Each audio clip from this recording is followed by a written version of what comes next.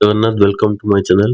ବର୍ତ୍ତମାନ ଗୋଟେ ଇମ୍पोର୍ଟାଣ୍ଟ ନୋଟିସ୍ ହେଉଛି ଆପଣଙ୍କର ଆଧାର ଆଉ ପାନର ଲିଙ୍କ କରିବାର ସମୟ ସୀମା ହେଉଛି 31 ଡିସେମ୍ବର 2025।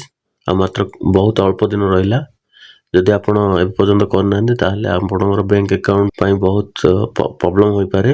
ତ ଯଦି ଆପଣଙ୍କର ଲିଙ୍କ ଷ୍ଟାଟସ୍ ଦେଖିବାକୁ ଚାହୁଁଛନ୍ତି, ଆପଣ ଜାଣିନାହାନ୍ତି ଲିଙ୍କ ହୋଇଛି କି ନାହିଁ, ତାହେଲେ ସେଥିପାଇଁ ଗୁଗଲ କ୍ରୋମକୁ ଓପେନ୍ କରନ୍ତୁ। ଗୁଗଲ କ୍ରୋମ୍ ଓପେନ୍ କରିକି ଆପଣ ସର୍ଚ୍ଚ ବାରରେ ଇନକମ୍ ଟ୍ୟାକ୍ସ ଡିପାର୍ଟମେଣ୍ଟ ସର୍ଚ୍ଚ କରନ୍ତୁ।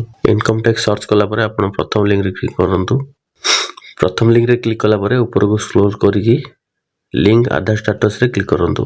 ଲିଙ୍କ ଆଧାର ଷ୍ଟାଟସରେ କ୍ଲିକ୍ କଲା ପରେ ଆପଣ ଏଠି ପାନ୍ କାର୍ଡ଼ ଆଉ ଆଧାର କାର୍ଡ଼ ନମ୍ବରକୁ ଏଣ୍ଟର କରିକି ଭ୍ୟୁ ଲିଙ୍କ ଷ୍ଟାଟସରେ କ୍ଲିକ୍ କଲେ ଆପଣ ଏଠି ଆପଣଙ୍କର ଲିଙ୍କ ହୋଇଛି କି ନାହିଁ ଆପଣ ଦେଖିପାରିବେ। ଯଦି ଆପଣଙ୍କର ଲିଙ୍କ ହୋଇନାହିଁ ତାହେଲେ ଆପଣ ଲିଙ୍କ କରିବା ପାଇଁ ପୁଣି ଥରେ ବ୍ୟାକ୍ ଯାଆନ୍ତୁ। ଉପରକୁ ସ୍କ୍ରୋଲ୍ କଲା ପରେ ଆପଣ ଏଠି ଗୋଟେ ଅପସନ୍ ମିଳିବ ଲିଙ୍କ ଆଧାର। ଲିଙ୍କ ଆଧାରରେ କ୍ଲିକ୍ କରନ୍ତୁ। ଲିଙ୍କ ଆଧାରରେ କ୍ଲିକ୍ କଲା ପରେ ଆପଣଙ୍କର ଏଠି ପାନ୍ କାର୍ଡ଼ ନମ୍ବର ଆଉ ଆଧାର ନମ୍ବରକୁ ଏଣ୍ଟର କରନ୍ତୁ।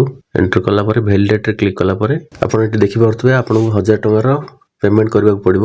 ଆପଣ ପାନ୍ ଆଉ ଆଧାର ନମ୍ବର ଏଣ୍ଟର କଲା ପରେ ଆପଣଙ୍କୁ 1000 ଟଙ୍କାର ପେମେଣ୍ଟ କଲା ପରେ ଆପଣଙ୍କର ଲିଙ୍କ ସକ୍ସେସଫୁଲି ଆପ୍ଲାଏଡ୍ ହେଇଯିବ। ତ ଆପଣ ଯଦି ଆଧାର ଆଉ ପାନ୍ ଲିଙ୍କ ନାହିଁ ତାହେଲେ ଡିସେମ୍ବର 31 ତାରିଖ ମଧ୍ୟରେ ଆପଣ କରେଇ ନିଅନ୍ତୁ। Thank you. ଜୟ ଜଗନ୍ନାଥ।